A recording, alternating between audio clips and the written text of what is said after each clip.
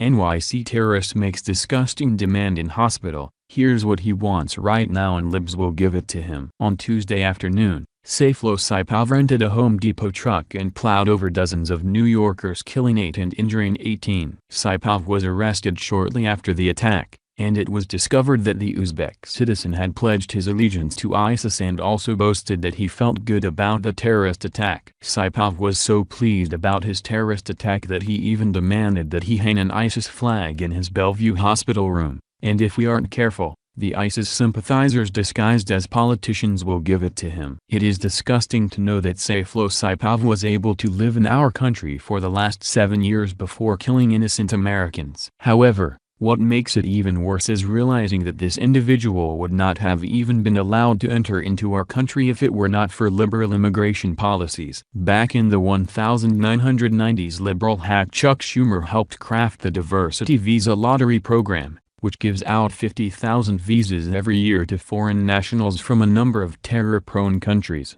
including Afghanistan, Egypt, Iraq, Lebanon, Libya, Saudi Arabia, Somalia, Syria, Yemen, and Uzbekistan. Saipov was granted entry to the United States in 2010, and from the very beginning, he caused his neighbors to be wary of him. Public records show that Saipov was radicalized for a long time before this heinous terrorist attack, who did not pay his taxes, ignored warrants that were served to him, and even scared his own imam with his intense emotional reactions. Here is more from New York Post. He always seemed to be carrying a dark secret, according to Jose Mejia, 49, who lives near Saipov's current address in Paterson, New Jersey. He always looked like he was hiding something, the neighbor told the Post. I'd see him a couple times with some people. I didn't know if it was family or friends. Just from the way he looked, I thought he seemed very secretive. And Saipov's 24-year-old wife, Notsima Odilova, apparently shared his gruff nature, according to neighbor Maria Rivera, 47.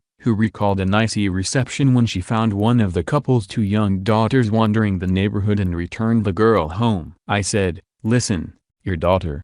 She was in the middle of the street," Rivera recalled. "And she didn't say nothing to me. She walked inside the house. No thank you, no nothing." A Florida imam said he was distressed by Saipov's behavior shortly before the terror suspect moved to New Jersey this year. "I used to tell him, hey, you are too much emotional," the imam, named Abdullah, told the New York Times. "He did not learn religion properly. That's the main disease in the Muslim community." Saipov's intensity accelerated over the last year, according to the criminal complaint, which states that he began planning his attack a year ago by watching ISIS training videos. The federal complaint says he had about 90 videos that included what appeared to be ISIS fighters killing a prisoner by running the prisoner over with a tank. Other footage featured ISIS fighters shooting a prisoner in the face. A video of a beheading.